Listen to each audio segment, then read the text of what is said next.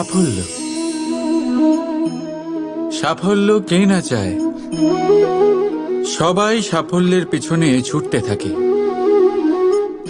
প্রত্যেক ব্যক্তি সাফল্য পেলে উৎসব পালন করে, আনন্দ করে সে। কিন্তু যদি আমি কথা বলি অসফলতার, তখন সবাই দূরে পালায়।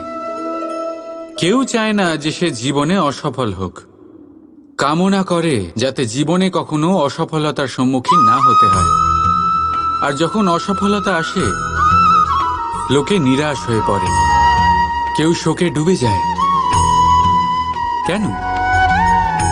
তার কোনো প্রয়োজন নেই। আমি জানি আমি যা বলছি তা কঠিন, কিন্তু একটু ভাবুন, অসফলতা ছাড়া সাফল্যের আনন্দ উপভোগ করা যায় না।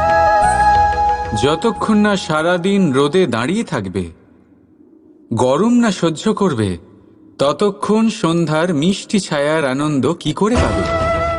তার গুরুত্ব কিভাবে বুঝবে?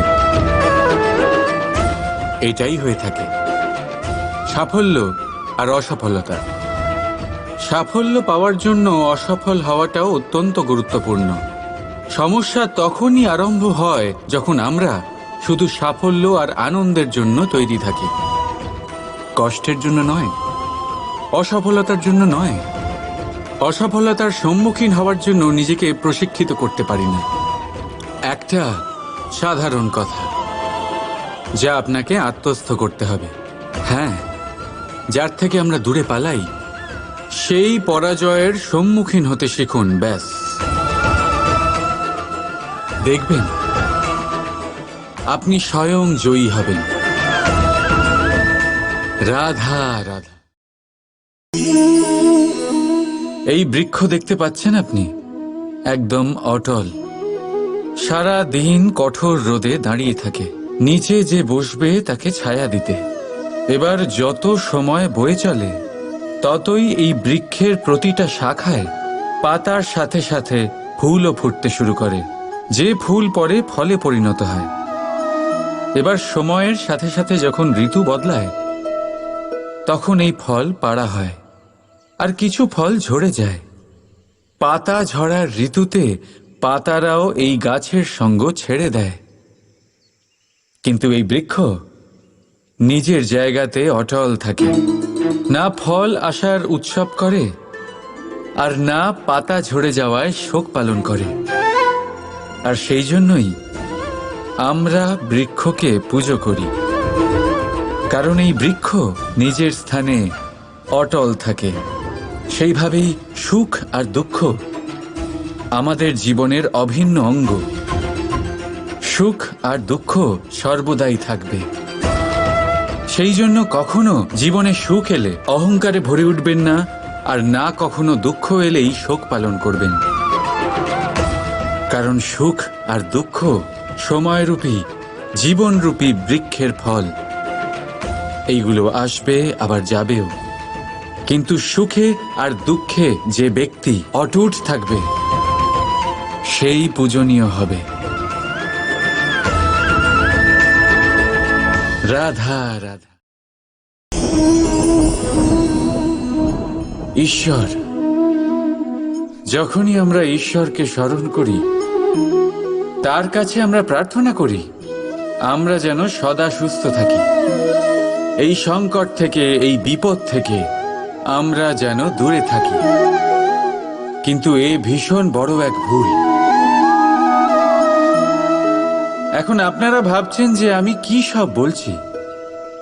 ঈশ্বরের কাছে সংকট থেকে দূরে রাখার প্রার্থনা করা, এ ভুল হয় কি করে? কারণ এই সংকট, এই বিপদ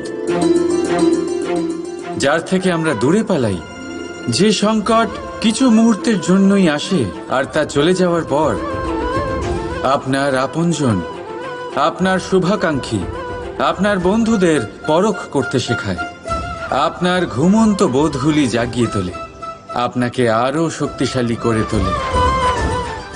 এই সংকট যার থেকে আমরা সকলে দূরে পালাই, যদি আমরা এই সংকটের সম্মুখীন হতে শিখে যাই, সেই অভিজ্ঞতার থেকে শিখি আত্মসাৎ করি, এই জীবন আরো বেশি আনন্দময় হয়ে উঠবে। তাই এরপরে যখনই ঈশ্বরকে স্মরণ করবেন, সংকট থেকে দূরে পালাবার নয়, সংকটের সম্মুখীন হওয়ার শক্তি চাইবেন।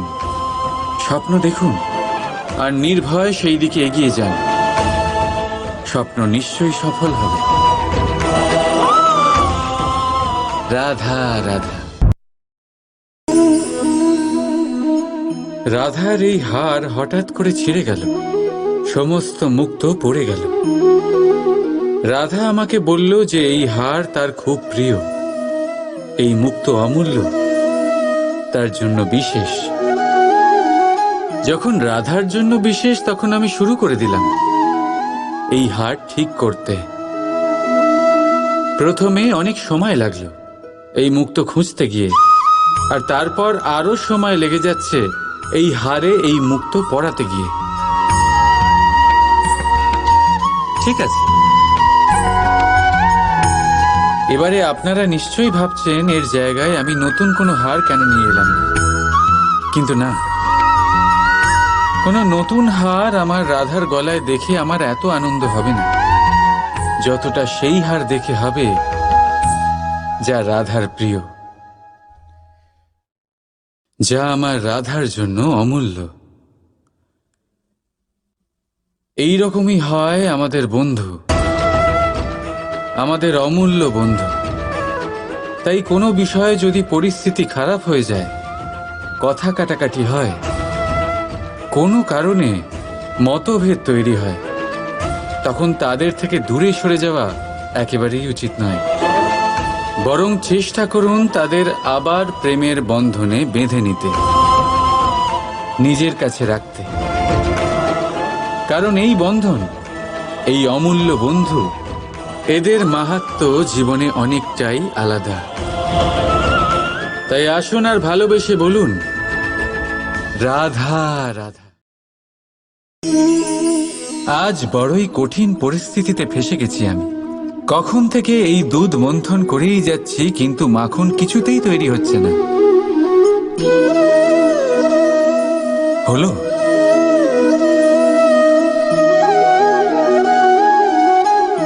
এই দুধ তো কেটে গেছে, এবার কি হবে?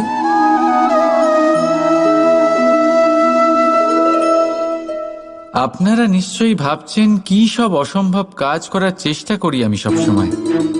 দেখুন, দুধ কেটে গেছে মানে তা দিয়ে আর মাখন হবে না।